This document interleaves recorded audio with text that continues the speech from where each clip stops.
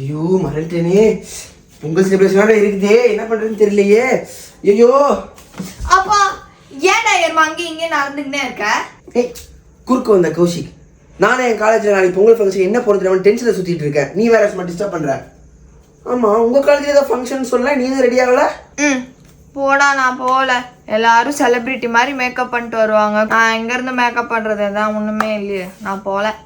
எப்போ பார்த்தாலும் makeup makeup. உனக்கு தம்பியா நான் கிடைக்க நீ கொடுத்து வச்சிருக்கணும். இரு இந்தா.